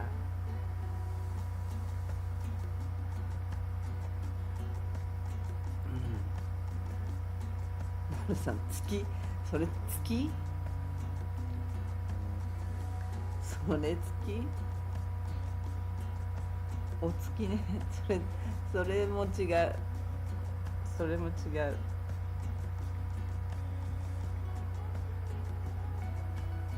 それも違う。黒いんですよ。そう、黒いものがね、見え始めましたよ、本当に。ちょっとね、なんだって、未来さん腹黒い。違うサイパンコさん、違うよ。違う方向に行ってるよ、それ。違う方向に行ってます。サイパンコさん、違う方向に行ってますよ、それ。全く。ちょっと待って、喉乾いた。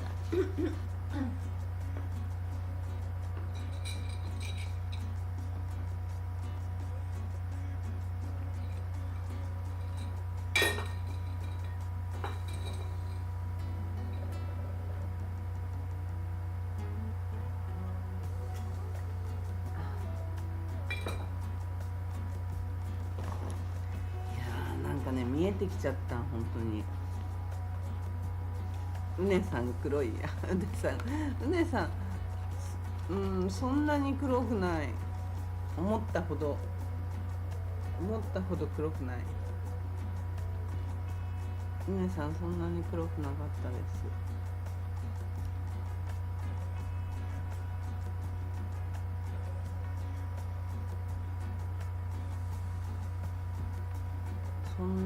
真っ黒かと思ってたから、もっと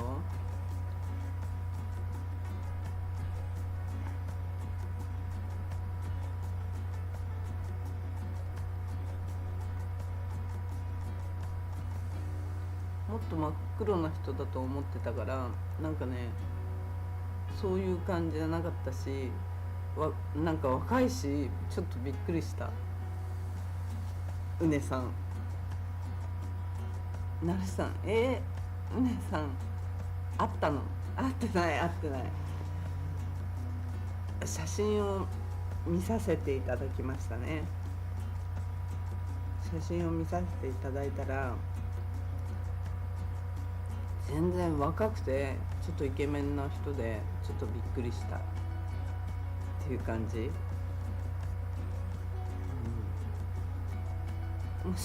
もっとおっさんなのかと思ってた。若いです。若い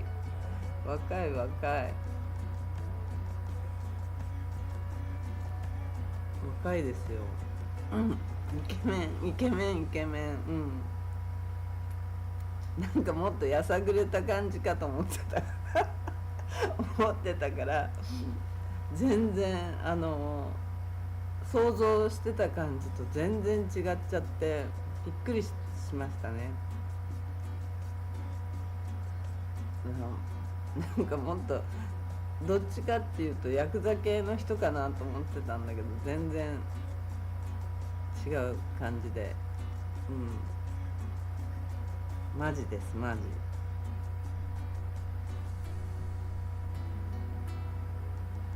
本当に。なるさんもなるさんまでマジってまた真似てるな。サムの素顔に映り込んだ人と間違えられたから、あっちの人かなと思ったら違う人だったね。全然ね、ちょっとびっくりしました。本当にうねさん若いんじゃんと思って、本当におっさんだとばっかり思ってたんで、全然違った。全然若い。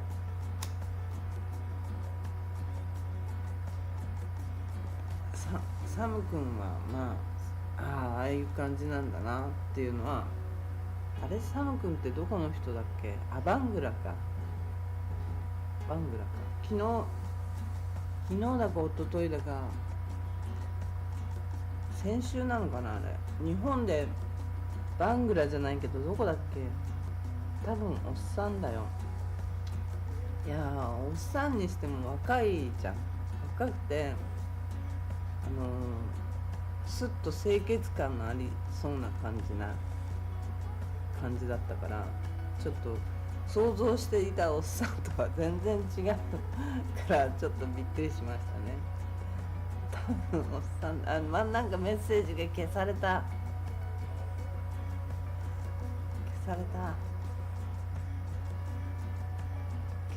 した。バングラじゃなくてどこだっけ？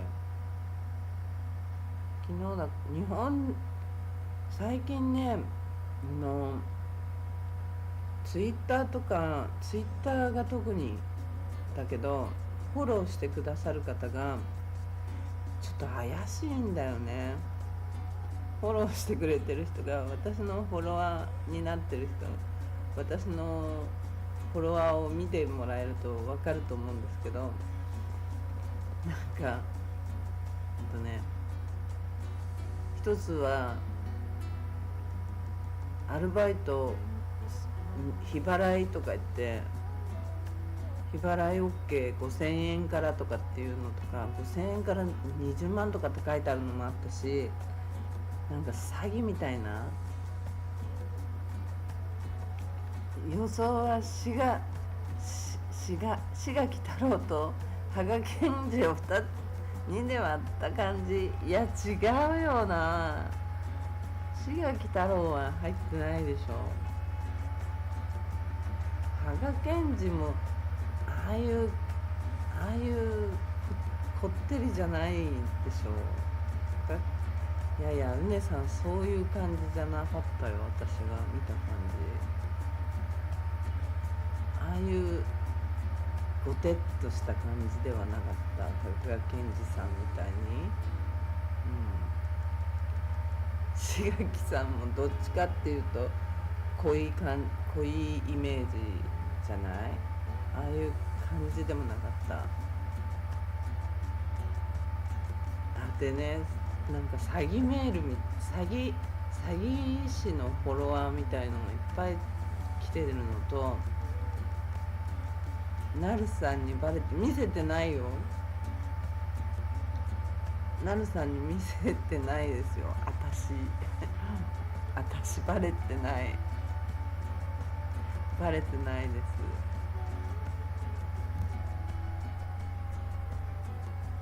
見せてないよ。あ、そっち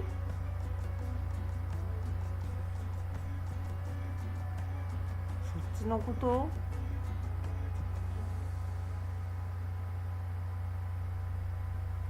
そっちのことかな。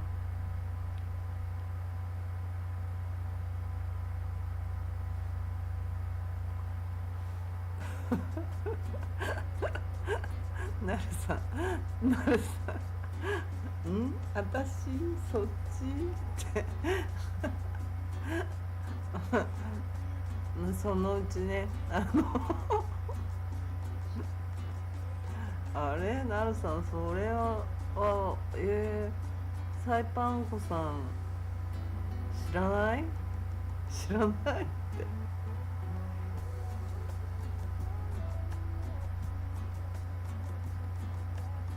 サイパンコさん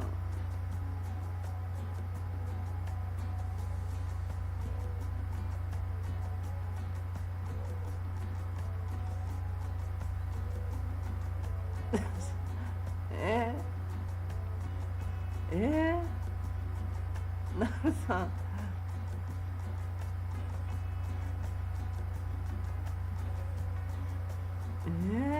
ちょっと言葉を失ってしまったわ、私知らないかな。知らないってサイパンコさん、普通の人はみんな結構知ってると思うんだけどな。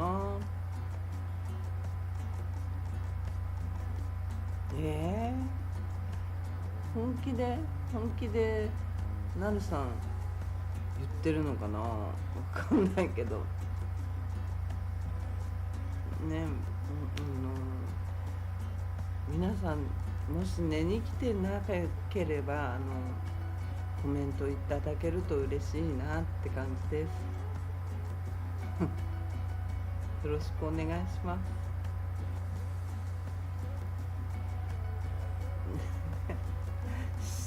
なるさん知らないの？じゃあ後々ね、サイパンコさん知らない？サイパンコさん多分知ってるよ知ってるよってなるさん、私よ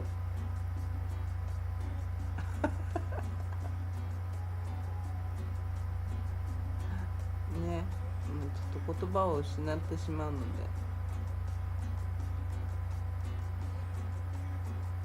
そうだから詐欺メールみたいのが、詐欺フォロワーか、後々ね、そうサイパンクさん後々ね、あの詐欺フォロワーみたいのがいっぱいついて、アルバイトしろみたいな感じで、ちょうどニュースでやってたのが、なんだっけ、バングラじゃなくて、どこだったっけな、ちょっと忘れちゃったけど、ちょっとど忘れしたな。その海外で詐欺拠点、日本人もなんか40人ぐらい拘束されたみたいだけど、で殴る蹴るの暴力で、そこに結局は監禁軟禁みたいな、監禁みたいにされてて、そこがどこだったっけな、東南アジアのどっかなんだよな。どこだっけな、忘れちゃった。40人ぐらい拘束されてて、だからそういう詐欺メールからそういうとこに海外に飛んでって、そこから詐欺の電話をしたりメールをしたりすごいやってたらしくて、で日本人だけでも40人とか書いてあったかな。韓国人とかタイ人とかいろんな国の人がいて、ボスが中国人なんだって。中国の横、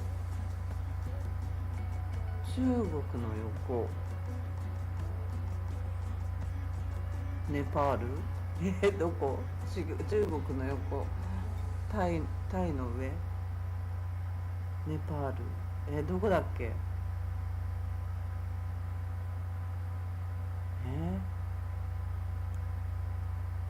ボスの人は中国人って言ってたね。すごいなと思って。もうすごいな、何百人っていう人がそこに、だから軟禁監禁状態でいて、若者たちとかがで暴力で支配されてて、すごいその映像に映ってた人は傷だらけだったね。平気なんだよね、平気な人は。そうやって、私のミャンマーだっけ、あれミャンマーって、ベトナムだ、ベトナムミャンマーでもあったの、そんなことが。まあ海外にそういう拠点がいっぱいある、まだあるって言ってたから、まあミャンマーとかにもあるだろうね。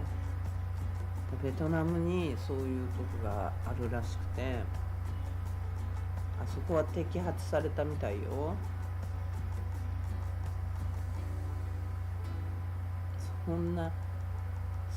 それだけ。ベトナムカンボジア、そうベトナムカンボジアねえ、恐ろしいね。そういう、だから詐欺メールで、私に来てるようなそういう詐欺メールでそういうとこに飛んでいって、だからいい給料だって言われて、ああやって働いてるんだろうなと思ったんだけどね。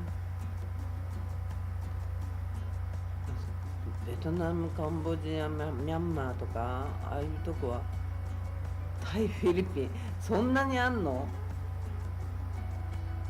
フィリピンはあるよね。フィリピン昔摘発されてたよね。なんだっけ、エロ動画じゃなくて、なんだっけ、エロ先生だかなんだかで摘発されてたことがあったよね。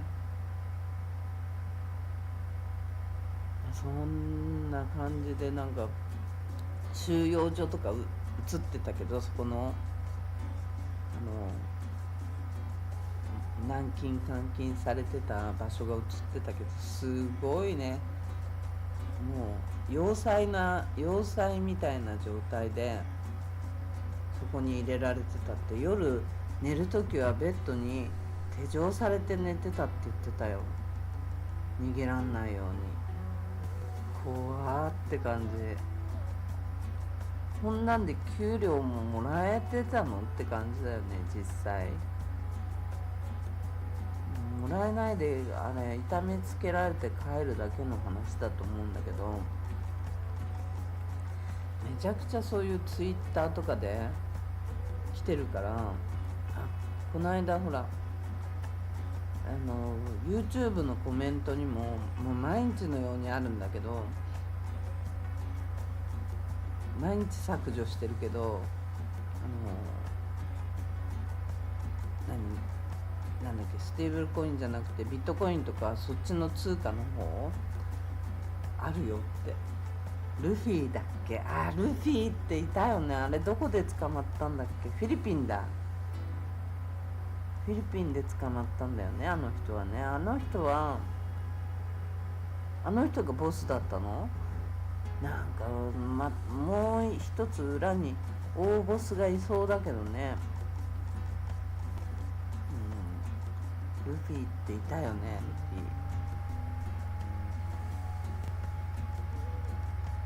ルフィってあれもあれはあれでしょ。なんだっけ、強盗だ。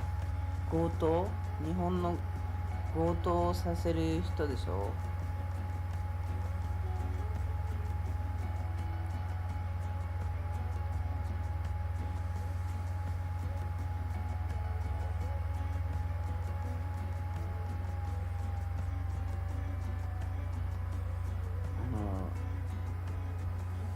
銀座とかのほらなんかやった人だよね。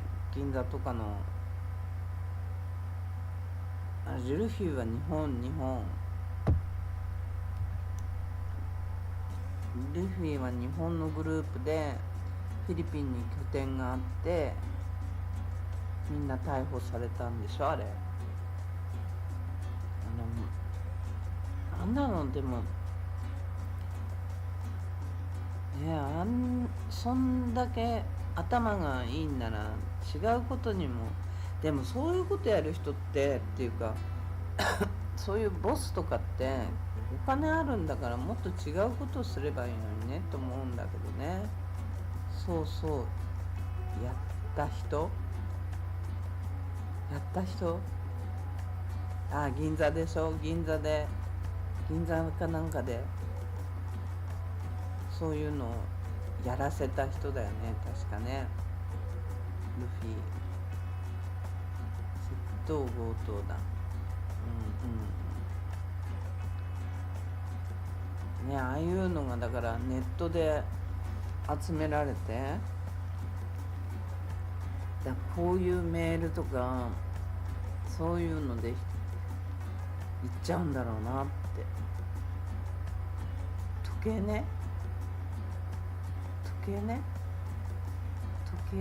計は白い時計でしょ。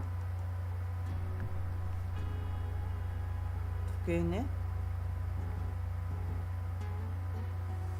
計でしょ。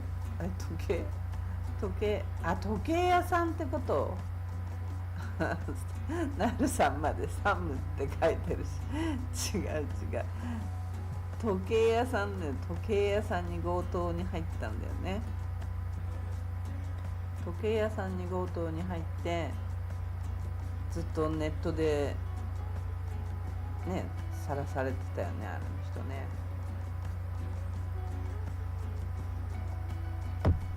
失敗してね。だからさ、最近そうロレックス強盗、窃盗、ね、怖いよね、ほんと。サムは G ショックサムは G ショックね。サムは盗んだわけじゃないからね。サム君はうねさんがあげただけだからね。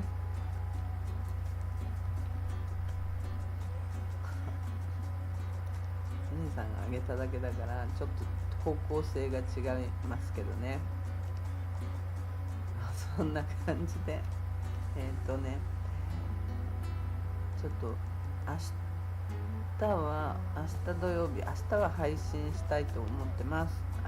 で毎日ね頑張りたいんだけど、なんかねコメントを読んでちょっと結構深く考えたりしたこともあったり、なんだろう、ちょっと人からなんかこれをやって儲かってるって思われるのもなんかもう一銭も入ってないっていうのって感じで、ある程度ねお金に達しないと、金額に達しないと、これ YouTube ってお金もらえないんだよね。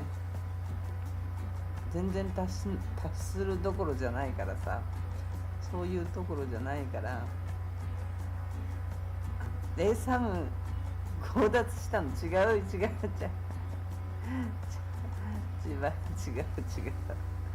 違います。サムくんはうねさんがサムくんにあげた、それが正解です。サムくんは強奪してません。違います。そういうんじゃありません。そういう人じゃありません。なるさんやばそう。どの話？ロレックスセットの話。やばいよね、そういうのはね。本当に怖いよ。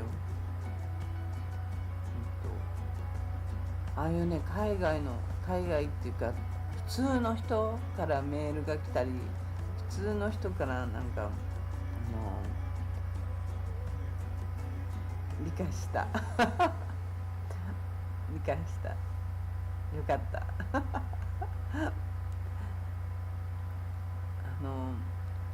普通の人からね、普通に感じるような人からメールが来たり、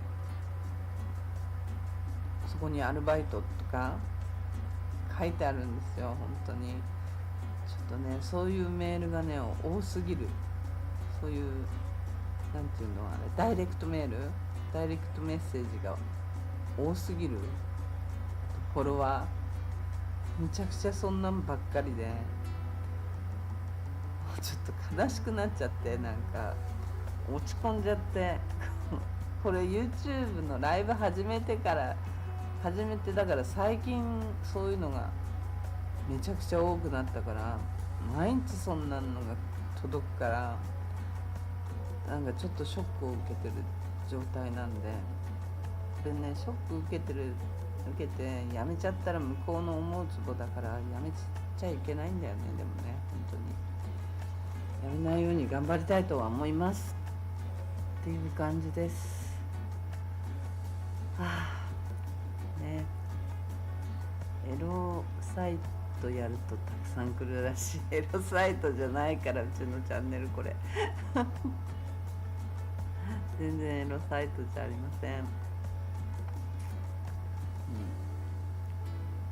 めちゃくちゃ来るもん。ツイッターとYouTube のコメントにも入ってるよ。しょっちゅう消してるけど、ほんとちょっと困っちゃうよね。そういうの来るとなんかね、嫌だなって思っちゃうんだよね。嫌だなって、本当に嫌だなって落ち込んでしまう状態になりますね。そういう感じで、今日もありがとうございました。サイパンコさん、なるさん、タカさん、まるまるもりもりさんいたよね、さっき。来てくれてたよね、あれ。ナバルさん、そして皆様いろいろありがとうございます。また明日も配信していきたいと思います。頑張りたいと思います。それではまた、明日よろしくお願いします。なんだっけ、もうこの最後の終わり方をね、ちゃんといつもね、ちゃんと終われない、ちゃんと始まれないっていうのをちょっと直していかないといけないよね。なんだっよかったらチャンネル登録といいねよろしくお願いしますっていう感じです。それではまた明日です。よろしくお願いします。失礼します。あれなんでまたねってありがとうございます。あれなんで切れないのこれ。どうしたこれ。あ